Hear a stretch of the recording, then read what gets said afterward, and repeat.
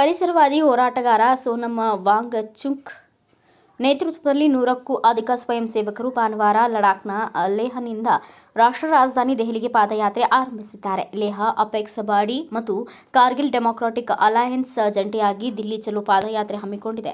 ಲಡಾಖ್ಗೆ ಸಂಬಂಧಿಸಿದಂತೆ ಕೇಂದ್ರ ಸರ್ಕಾರದ ಮುಂದೆ ಹಲವು ಬೇಡಿಕೆಗಳನ್ನು ಮುಂದಿಟ್ಟುಕೊಂಡು ಈ ಹಿಂದೆ ಸೋನಂ ವಾಂಗ್ಚುಕ್ ಉಪವಾಸ ಸತ್ಯಾಗ್ರಹ ಸೇರಿದಂತೆ ವಿವಿಧ ರೀತಿಯಲ್ಲಿ ಹೋರಾಟ ನಡೆಸಿದ್ರು.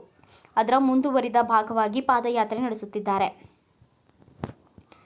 ಸಂವಿಧಾನದ 244ನೇ ವಿಧಿ ಅಡಿ ಬರುವ 6ನೇ ಪರಿಚ್ಛೇದವು ಲಡಾಖ್ನ ಬುಡಕಟ್ಟು ಜನರಿಗೆ ಸಂವಿಧಾನಿಕ ಸುರಕ್ಷತೆಗಳನ್ನು ಒದಗಿಸುತ್ತದೆ. ಭೂಮಿ, ಸಾರ್ವಜನಿಕ ಆರೋಗ್ಯ ಮತ್ತು ಕೃಷಿ ಸಂಬಂಧ ಕಾನೂನುಗಳನ್ನು ರೂಪಿಸಲು ಸ್ವಾಯತ್ತ ಅಭಿವೃದ್ಧಿ ಮಂಡಳಿಗಳನ್ನು ಸ್ಥಾಪಿಸಲು ಅವಕಾಶ ನೀಡುತ್ತದೆ. ಹಾಗಾಗಿ ಅದರ ಜಾರಿಯು ವಾಂಗ್ಚುಕ್ ಅವರ ಪ್ರಮುಖ ಬೇಡಿಕೆಗಳಲ್ಲಿ ಒಂದಾಗಿದೆ.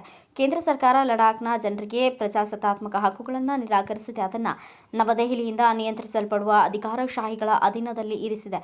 ಹಾಗಾಗಿ ಲಡಾಖ್ನ ವಿಷಯದಲ್ಲಿ ಭಾರತವನ್ನು ಪ್ರಜಾಪ್ರಭುತ್ವದ ಮಲತಾಯಿ ಎಂದು ಕರೆಯಬಹುದು ಎಂದು ವಾಂಗ್ಚುಕ್ ಈ ಹಿಂದೆ ಆಕ್ರೋಶ ವ್ಯಕ್ತಪಡಿಸಿದರು.